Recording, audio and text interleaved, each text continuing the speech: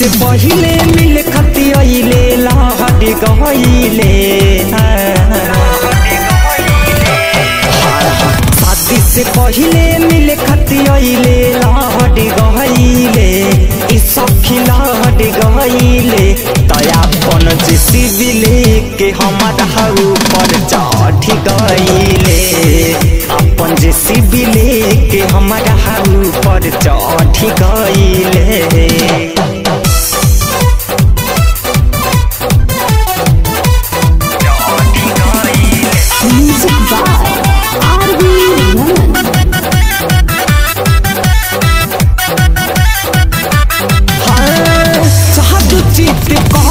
लगले हमके कोहरे के तनु छोड़ाइनी लेकिन सैया नहीं छोड़े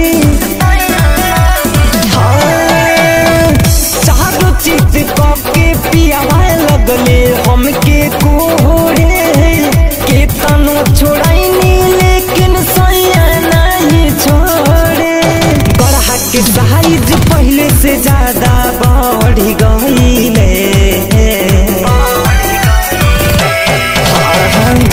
साइज पहले से ज्यादा बढ़ गइले ए सखी लहट गइले तयापन जेसीबी लेके हमारा ऊपर चढ़ गइले अपन जेसीबी लेके हमारा ऊपर चढ़ गइले।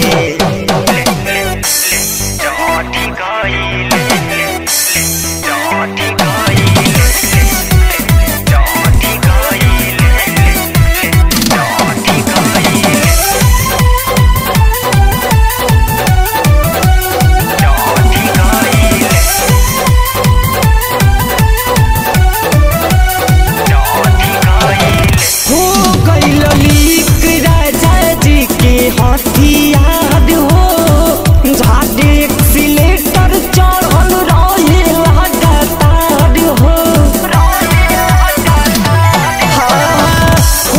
गइल लीक राजा जी के हथियार हो झाड़े एक्सीलेटर चढ़ल रहे लगातार हो।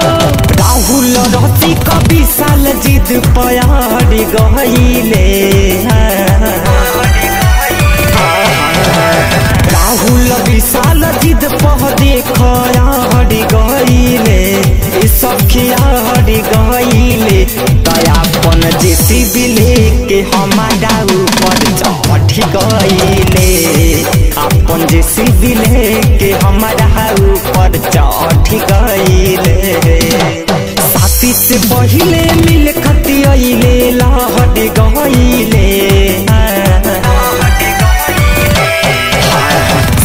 से पहिले मिल खती आइले लहट गइले ई सखी लहट गइले तयापन जेसीबी लेके हमारा ऊपर चढ़ गइले अपन जेसीबी लेके हमारा ऊपर चढ़ गइले अपन जेसीबी लेके हमारा ऊपर चढ़ गइले।